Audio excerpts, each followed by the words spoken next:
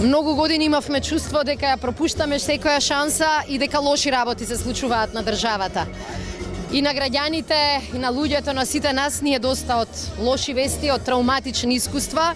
Денеска е ден кога можеме да кажеме дека нешто успеавме заедно, дека за оваа држава издействувавме две историски шанси, почеток на преговори со Европската Унија и покана за НАТО, и да кажеме дека кога сме заедно, кога знаеме што сакаме, дека навистина можеме да покренеме планини. Мислам дека чувството на сите денеска во различни градови низ Македонија е токму тоа. Сакаме добри вести и сакаме резултати. Заедно можеме да ги оствариме. Како што кажа канцеларијата од влада, дека веднаш по завршувањето на настанот сите информации ќе бидат дадени на јавноста.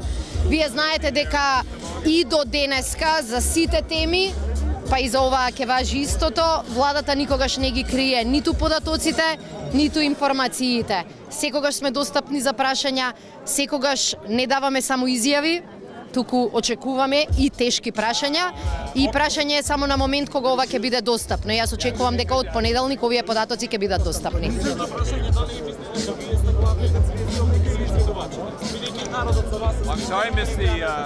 Јас да ви кажам, доаѓаме овде, меѓутоа изведувачите се на сцена и јас сум убедена дека во Македонија знаеме да си ги почитуваме музичките звезди.